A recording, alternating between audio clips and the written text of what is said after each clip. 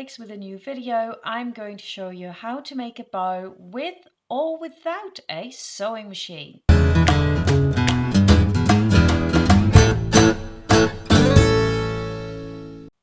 You need either a din A4 piece of paper or a letter size paper. Letter size paper, just as it is, actually works really well. So take your paper, put it on the fabric you want to use and simply cut it out. For the first bow, we're not using the sewing machine. All we're doing is turning in the shorter edges of the fabric. I'll overlap it just in the middle so it catches, yeah, not massively. And then we'll fold it over from the other side. Oops, make sure this doesn't come out. And there we go. And I'm going to do something else here because it's quite lightweight and I don't want these edges to keep peeking out. Turn this in. I'm just thinking that I'll do like this, then it won't do that. Okay, right, I've got my needle at the ready again, and I'm just going through the center the same way I did before with my running stitch, up and down, up and down. Right, I'm just going to hold this in place there. Yo, I get really bored when things don't get fast enough, and I think this sewing needle is shot. Look, it doesn't go through, but I don't want to change it now, just start it. We're going to finish this, so straight up. Oops, you can hear it, can't you? I need a new needle here. And the top. And that's it. Now I just gently pull it so that it starts gathering up through the center. And I'm just going to wrap this around my center here and secure it. And that worked actually quite nicely. I mean, if you don't have an overlocker, that might be the way to do it so none of the threads keep peeping out.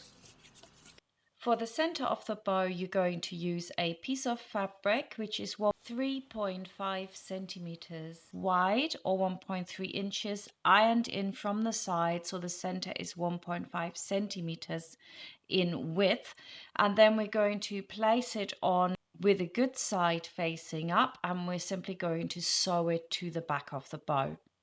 Start again in the center. Yep, it's like so simple, isn't it? There's nothing to this really. Your nines can do this. And of course they could then wear it because they made it in textiles, and you know, in England they have to wear school uniform, so they loved that because they could just put it on and say, well, I made it in textiles so I can wear it. It's like part of my lesson.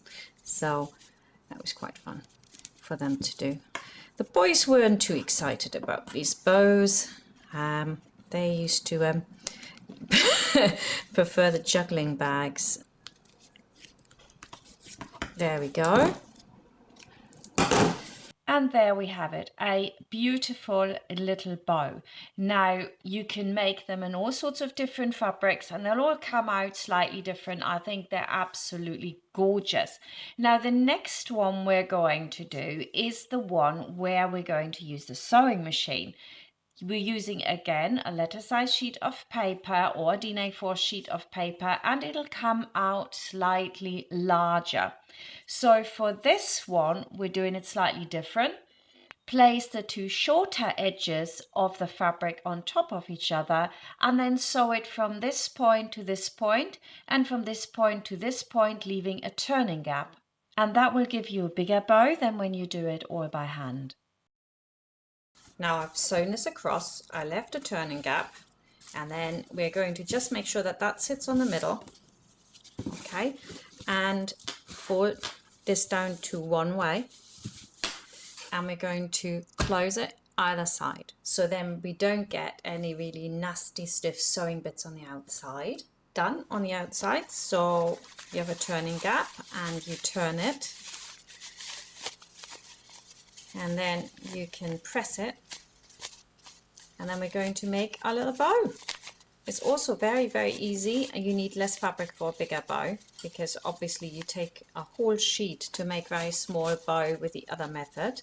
I like the other method though. I think they're both really cool. So work out the edges and press it. And then you've got the same choice again. You can either just go up that way, so you've got lots and lots, or you can go that way and you've got a wider bow, right? So because I've got my stitching line there, it's much easier to go that way, and I don't worry about that one. I don't need to close it. So what you want to do here, yeah, let's do that. And I'm going to go through. Now in this instance, you actually want the silk to be quite stiff. It works better the stiffer it is. So I think I'm going to make a really big bow also in that check fabric. Oh no. See, happens to the best of us. Look at that. So let's go again.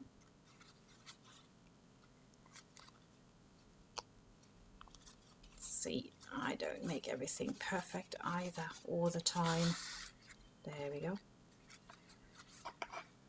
Quite the opposite, in fact. There we go. And ta-da-da-da-da-da-da.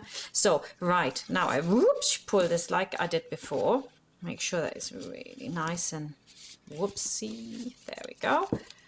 And I wrap around. I want to make sure that they are fairly even here before I even do anything else. And that's of course really clean from the back. Yeah, so I do this. And now I can wrap around this part here again, like that. And then obviously cut it and turn it in. I'll do that in a minute.